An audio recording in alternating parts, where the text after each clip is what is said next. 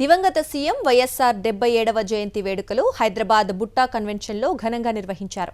వైఎస్ఆర్ జయంతి సందర్భంగా ఆయన ప్రవేశపెట్టిన సంక్షేమ పథకాల ద్వారా లబ్ధి పొందిన వారితో ఆత్మీయ సమ్మేళనం జరిగింది. ఈ కార్యక్రమం వైఎస్ఆర్సీపీ మేధావుల ఫోరం అధ్యక్షులు వై ఈశ్వర్ ప్రసాద్ రెడ్డి, మేధావుల ఫోరం ప్రధాన కార్యదర్శి మునిరెడ్డి ఆధ్వర్యంలో ఘనంగా నిర్వహించారు.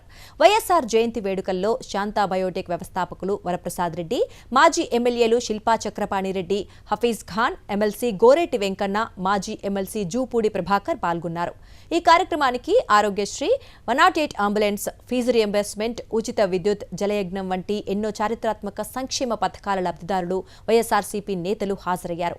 ఈ సందర్భంగా వైఎస్ రాజశేఖర్ రెడ్డితో తమకు ఉన్న అనుబంధాన్ని పలువురు గుర్తు చేసుకున్నారు.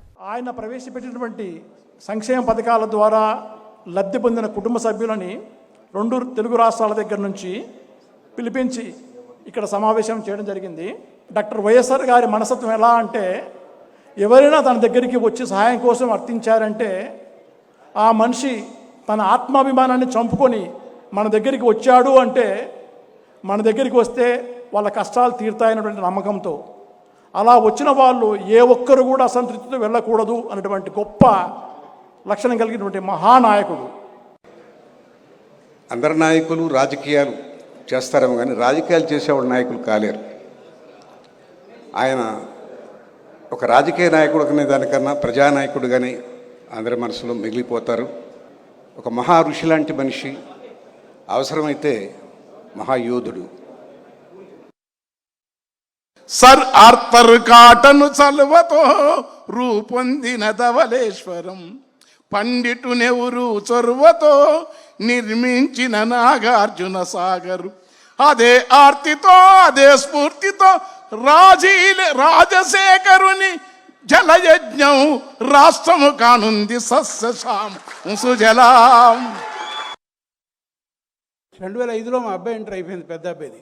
అది ఏం చేయించాలా అనేది అర్థం, ఒక డిగ్రీ చేయించాలి లేకపోతే మా ఫుట్పాత్లో నాతో వ్యాపారం చేసి ఆలోచించాలి. ఈ టైంలో రాజశేఖర రెడ్డి గారు రిజర్వేషన్ తర్వాత ఫీజు ఇంప్రూవ్మెంట్ రావడం వల్ల మా అబ్బాయికి సీట్ వచ్చింది ఆదిత్య కాలేజీలో.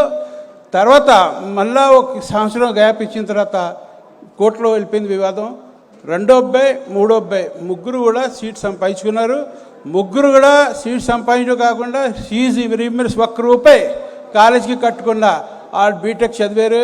ఒక అబ్బాయి తర్వాత మధ్యలో ఎంఎస్ కూడా చేయడం జరిగింది, లండన్కి వెళ్ళి ఎంఎస్ చదివాడు. ఈ ఘనత, ఈ సహాయం కేవలం రాజశేఖర రెడ్డి గారిని సభాముఖంగా చెప్తున్నా సార్. అది లేకపోతే నేను ఈ విధంగా రాలేను కూడా. మరి మా పాపకి గుండెకు హోల్ ఉంది. ఆ రోజుల్లో మా కుటుంబ పరిస్థితి బాగలేదు. అయితే పాపకి హాస్పిటల్కి, రమేష్ గారు హాస్పిటల్కి విజయవాడ తీసుకెళ్తే 20 లక్షలు అయితే అన్నారు.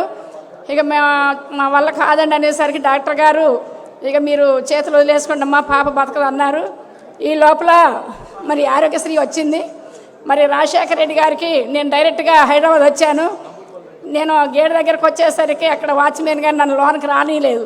ఆయన సీసీ కెమెరాలు చూసారట్టింది. అమ్మ ఎంక అని పిలిచి నేను ఆయన చూడగానే ఏడ్చాను.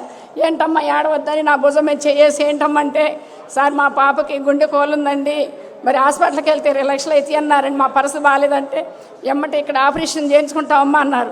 అంటే నాకు తెలియదు సార్ హైదరాబాద్లో. అంటే ఎమ్మటే నేను హాస్పిటల్కి ఫోన్ చేసి ఈ పాపకి ఆపరేషన్ సక్సెస్ కావాలని ఆ రోజుల్లో డాక్టర్ గారితో మాట్లాడి మా పాపకి 1 వారం రోజులు ఉండి ఆపరేషన్ చేసి మళ్ళీ ఫోన్లో నాతో మాట్లాడి మళ్ళీ మేము 1 వారం రోజులు ఉండాక వచ్చేటప్పుడు ఛార్జీలు కూడా ఇచ్చి మరి ఈరోజు మా పాప మంచిగుండి పాప ఇక్కడే హైదరాబాద్లో బీటెక్ చేస్తుంది. ఈరోజు మా కుటుంబం, మా పాప ఎలా ఉండి బీటెక్ చదువుతుందంటే మరి రాజశేఖర రెడ్డి గారు ఒక దేవుడు అండి. ఆ దేవుడిని మేము పోగొట్టుకున్నాము. మరిన్ని అప్డేట్స్ కోసం ఛానల్ను సబ్స్క్రైబ్ చేయండి. నోటిఫికేషన్స్ కోసం బెల్ ఐకాన్ పై క్లిక్ చేయండి.